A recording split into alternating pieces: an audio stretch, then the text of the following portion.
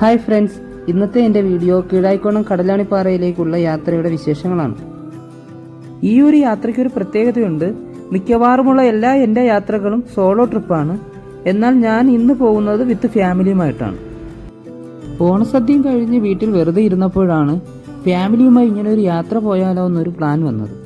ഉടനെ തന്നെ വണ്ടികളുമായി നമ്മൾ യാത്ര തിരിച്ചു. നമുക്ക് ഈ പാറയിലേക്ക് പോകാൻ പ്രധാനമായും 2 വഴികളാണുള്ളത്. ട്രക്കിംഗ് ഇഷ്ടമുള്ളവർക്ക് കീഴായിക്കോണം ജംഗ്ഷനിൽ നിന്ന് ഏകദേശം 1.5 കിലോമീറ്റർ ട്രക്ക് ചെയ്ത് പോകാം. അതല്ല എന്നുണ്ടെങ്കിൽ ഉദിമൂട് ജംഗ്ഷനിൽ നിന്നും ഒരു 2-2.5 കിലോമീറ്റർ വാഹനത്തിൽ നമുക്ക് യാത്ര ചെയ്യാവുന്നതാണ്. ഡെസ്റ്റിനേഷൻ ഏകദേശം എത്തുന്നത് വരെയും കോൺക്രീറ്റ് ഇട്ട റോഡിൽ കൂടിയാണ് നമ്മുടെ യാത്ര പോകുന്നത്.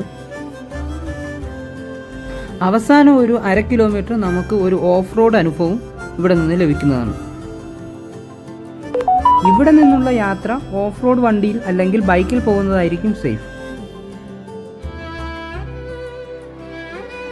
ഇതാണ് ഗൈസ് ഇന്നത്തെ എൻ്റെ യാത്രയിൽ എൻ്റെ കൂടെയുള്ള ഫാമിലി.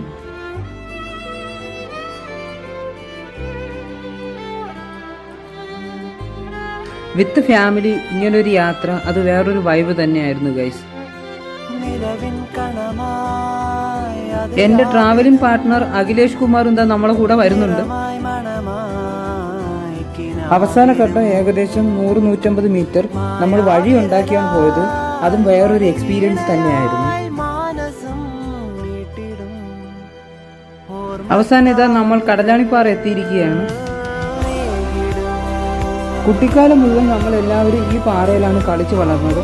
അന്നൊന്നും ഇതൊരു അത്ഭുതമായി തോന്നിയിട്ടില്ല. ഏകദേശം 12 വർഷത്തിന് ശേഷം നമ്മളിതാ വീണ്ടും ഈ പാറയിൽ വരികയാണ്.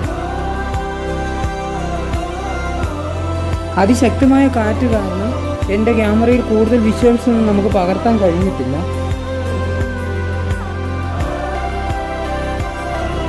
ഇത്രയുമാണ് നമ്മുടെ ഇന്നത്തെ യാത്രയുടെ വിശേഷങ്ങൾ. വരും ദിവസങ്ങളിൽ തന്നെ കടലാണിപ്പാറയുടെ നല്ല വിഷ്വൽസുമായി ഞാൻ നിങ്ങളുടെ മുന്നിൽ വരുന്നതാണ്.